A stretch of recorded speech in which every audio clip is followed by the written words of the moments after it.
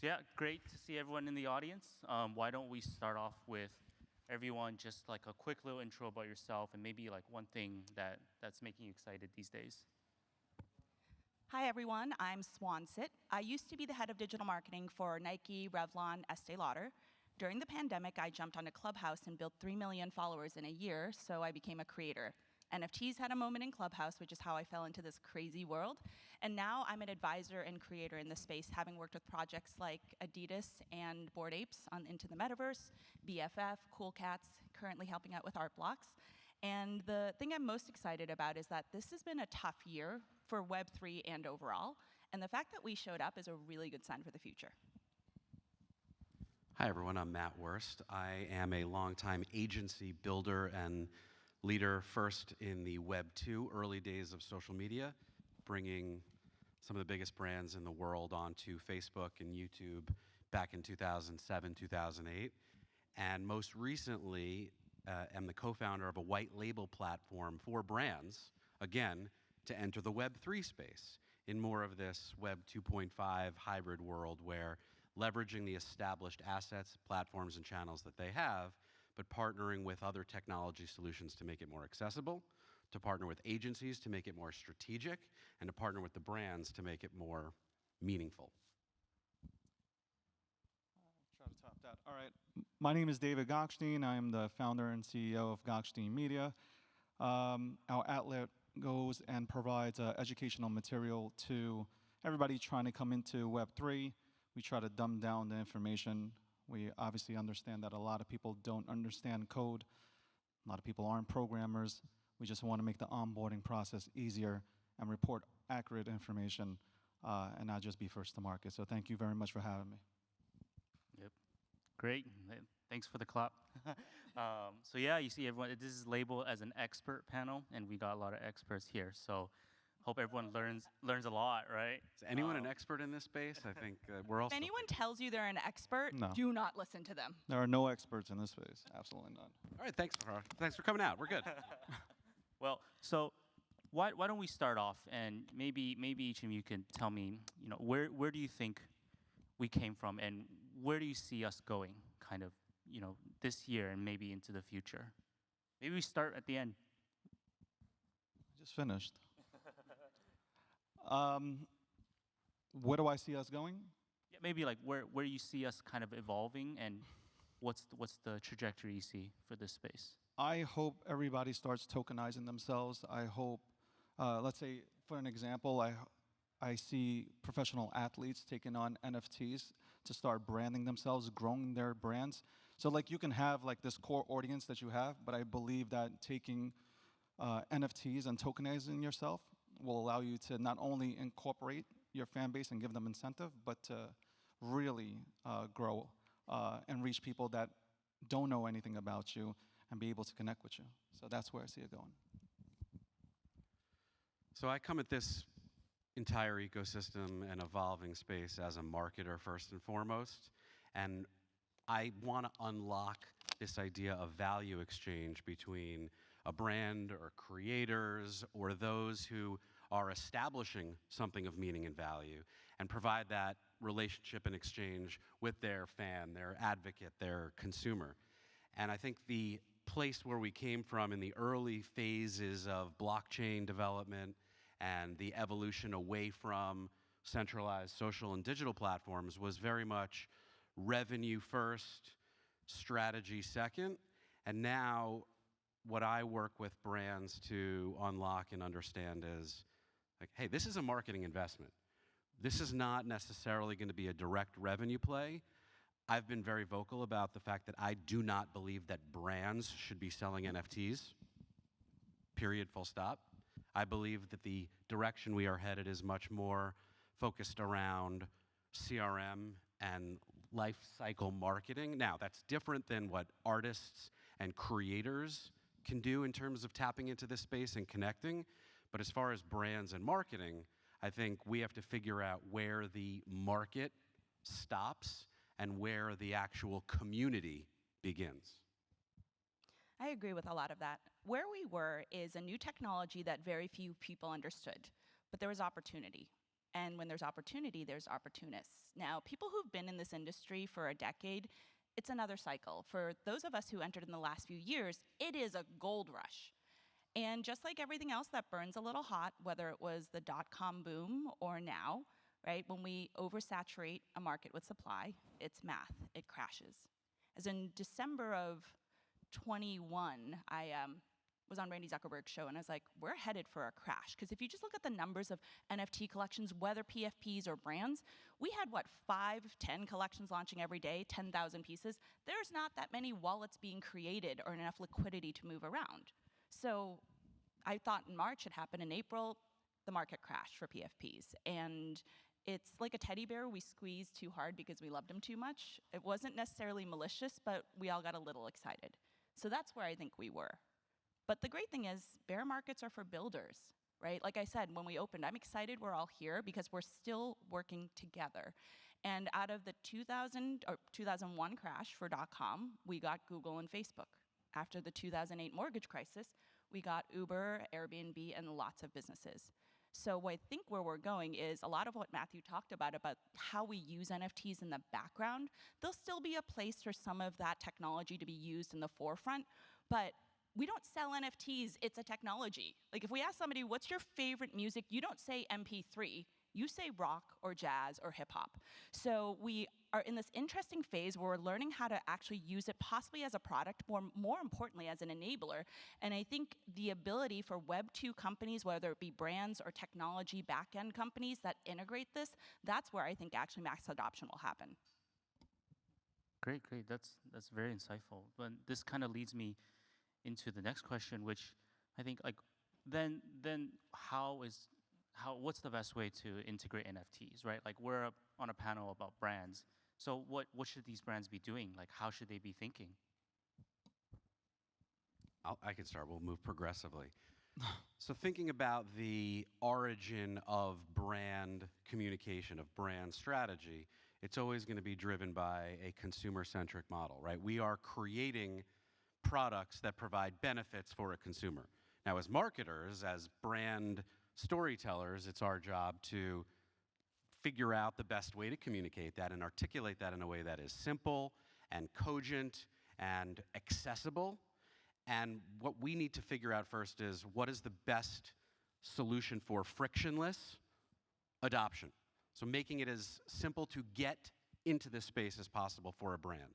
But before you do that, you have to first define a strategy. And any brand strategy starts with consumer insights and segmentation analysis and data around who and where and why and what people are engaging with, and then create the content, and then figure out the distribution and the reach and the omni-channel approach to connection.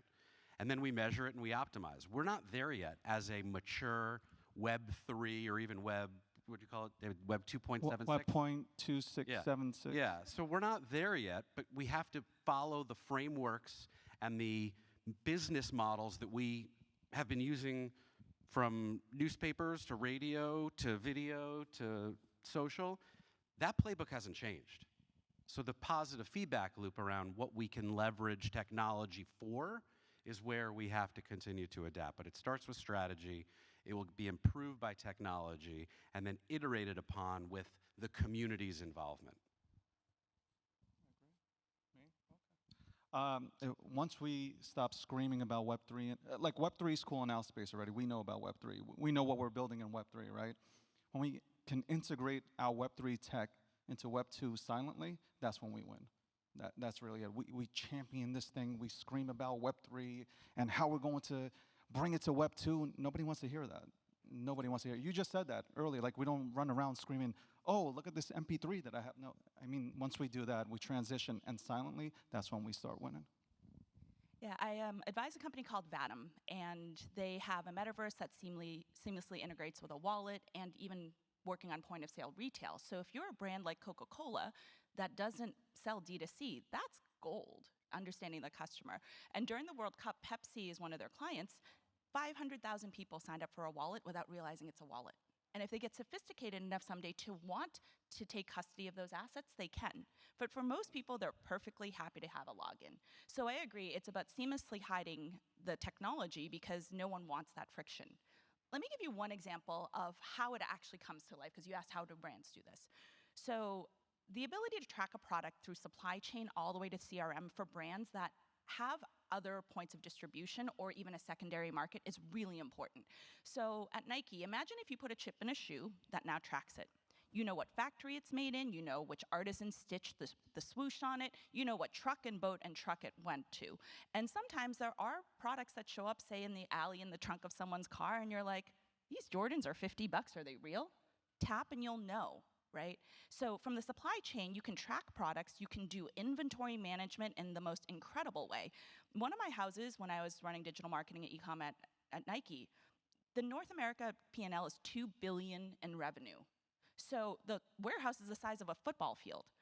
When I got returns from customers, I literally couldn't check it back into inventory because it would cost me so much to drive the golf cart to the other end of the warehouse. So we clearanced them. Like, what an incredible waste. But you now can have inventory in a return room, pull it off the shelf, et cetera.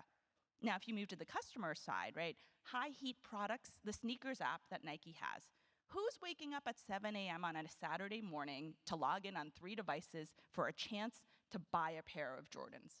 It's insane, and there's tons of people. So if you're lucky to get a W, dope. If you're not, you're one of the thousands of people going to GOAT or StockX to buy these for 10x the price. And Nike I feel attacked right now, by the way, just for the record. You've got I'm emails. laughing. I'm laughing about But Nike has no idea who these people are. So imagine if these shoes are tagged, you can look in a wallet and see that there's 15 pairs of rare Jordans in there. I want to know who that is. So I'm going to drop a token and says, free pair of custom Jordans. Come and tell us who you are. I mean, in nicer language, right? But KYC, because I need to know who you are to send you these shoes. Now, as a consumer, you have the power to share that data. You have the choice. So for Nike, that pair of shoes cost $30. For the consumer, the value is $250. And that value exchange is much more efficient than paying Google or Facebook. So that's an incredibly salient point around the value exchange that exists between creator and consumer. Now with blockchain technology, and I almost never talk about the tech, but one of the benefits of this new age of technology that has opened up is taking this idea of a multiplayer relationship and layering in multi-platform, so you can follow and track the behaviors of your consumer across devices, across social channels in your owned and operated environments. So it's multiplayer, it's multi-platform, but something that that happened at the end of maybe the last NFL season, the NFL and Bud Light created a co-branded, so we're talking multiplayer, multi-channel, and now multi-platform experience with multiple collaborators who are creating this co-branded, token-gated ecosystem where Bud Light had its NFTs and the NFL had its NFTs.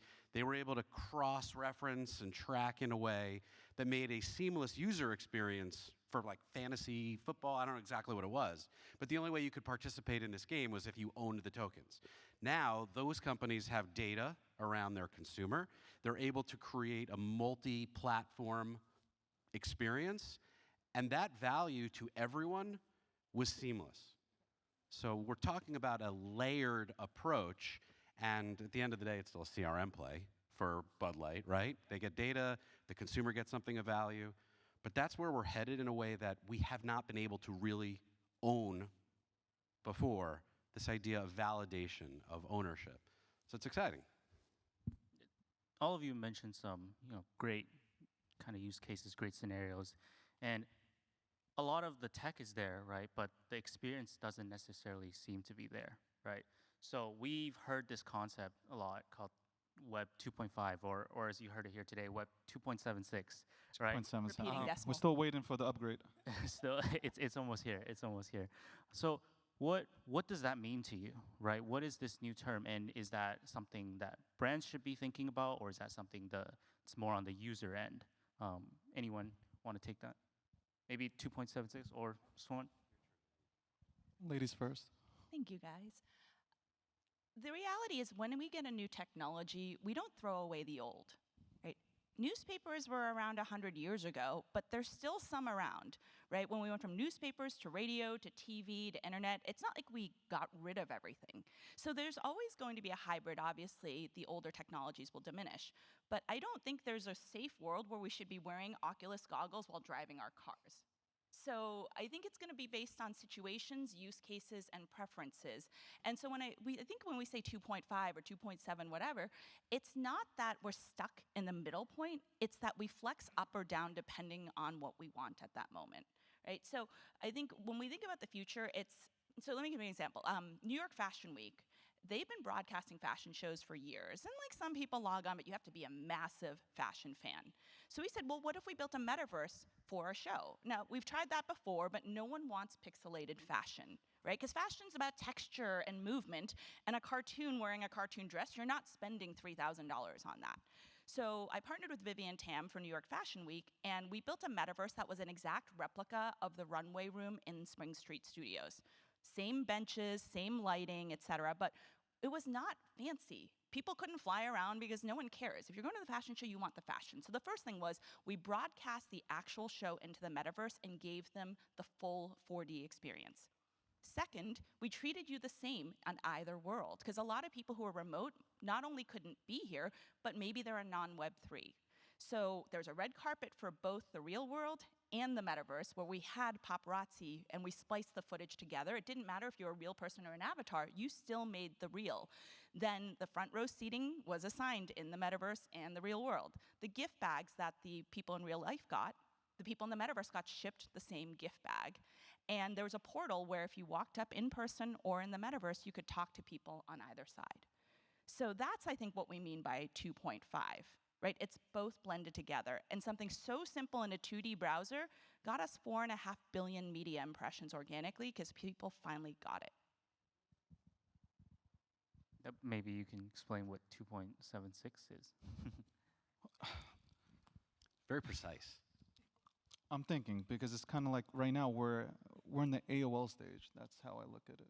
You know, we're we're going on dial-up. We're making sure that nobody picks up the phone and disconnects us from AOL and that chat room that we were trying to get into with only 23 people in it. We're trying to figure it out. For the most part, everybody's trying to figure it out. Nobody has really.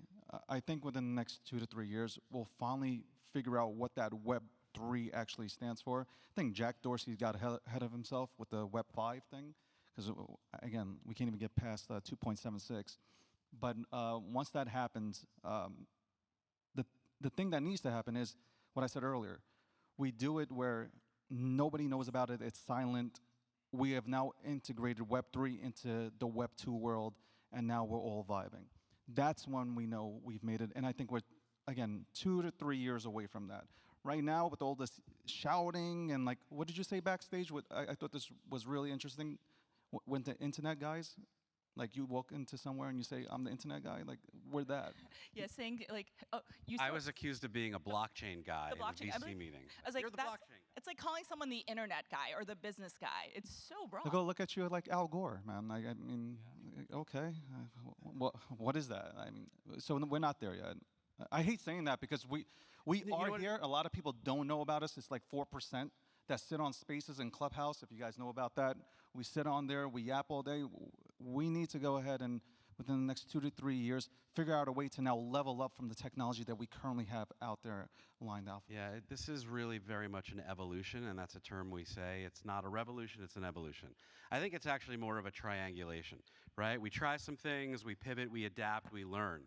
But where Web3 became a really popular, yet nebulously defined concept was first with crypto and DeFi as a use case for blockchain and decentralizing. When I talk with brands, and we're talking about brand building here, I ignore crypto. Like it is almost irrelevant for the conversation. There's value to it, but we need to decouple the idea of Gotta stick up for my crypto boys here. We got to decouple it for brands and consumers who see this all lumped together as just kind of like, it's all there. I don't really understand any of it. So simplifying it, without losing the specialized understanding of what each of these technologies can mean, means first saying, well, Web 2 was about community, Web 1 was about broadcast, Web 3 is about decentralization. Okay, those terms mean things, but what do they really mean? Well, with Web 3 evolution, we were taking collectibles and art and distributing ownership of that. So that was affinity, and that was the baseline level. Now you hear brands and marketers and technology platforms talking about loyalty and gamifying experiences and establishing connections. But where we're going, and this is to your question, Bill, is like we went from affinity to loyalty. Where we are moving is now to identity. And we're not there yet, so this is the 2.76. Web 3 will be an identity-led model where I bring who I am to my relationship with a brand. I connect in with a wallet or with my tokens that I've earned. So it is an earned model, but I lead as opposed to centralized, organized bodies. So affinity, loyalty, identity. Basically, great for an athlete, right? Because like, let's say UFC, I'm gonna give you an example. The UFC athlete gets 5% from all the merchandise that's sold. 95% goes into Dana White's pocket. Yeah, I mean, You that's imagine classic now, decentralization. But Oh, where hold on. we went wrong with Web 3 was initially the ownership groups jumped in first. So Dapper Labs with the NBA and the NFL jumped in and didn't let the athletes. yeah, own but it. now an athlete can say, okay, I'm gonna make a 10,000, or I'll make a membership pass, 5,000 memberships, so you can have exclusive access to me. Now 99% of that revenue goes to the athlete who goes into the goddamn octagon and gets his head beat up for $10,000, hoping that he gets a performance bonus of $50,000 College fighting a while. athletes with NIL, right? They're able to That's reclaim also awesome. ownership of their relationship. But I want to own my brand, right? So you want NFTs, you want to understand how an NFT works, and I want to own my brand, my image, my everything, not have some big corporation continue to milk me. Well, this That's is where why it's it's not exactly Web 2 or Web 3 either, because there's no doubt we can disrupt this creator economy that is basically gate-kept by record labels, social media platforms, et cetera. Right? If you sell, God, I think now with the price of ETH, I think it's if you sell 15 NFTs at 0.1 ETH, you make more than 1 million streams of your song on Spotify. 15 super fans, 1 million streams. So there's no doubt that there's an audience that you can directly connect with and potentially monetize. But the problem is the way to reach that audience is still through Web 2 companies. And a lot of Web 3 companies are actually Web 2 companies selling Web 3 products. So until we get a social media platform that's fully decentralized, which I'm not sure if it's possible, right? It's still, we're reliant on these Web 2 companies to some extent. So I think the best chance is, number one, like we've all been saying, hide the tech, but number two, you gotta partner with these brands and platforms where people are hanging out, because we don't have those pods in a big enough community in Web 3 yet. What is the brand marketing funnel? It's like reach and awareness first. You're not going to get that on decentralized platforms. Where do you get it? TikTok, Snapchat, Instagram. So this is not an or, this is an and situation. I totally agree. Where the reclamation of ownership of your brand comes in is that gray area that I think more and more data will help us, will help guide what the right strategy should be for Revlon and Nike, but also for Izzy in the Octagon. They deserve it. Yeah. But they're brands. Thank you. Thank you so much. Please welcome. Thank you so much.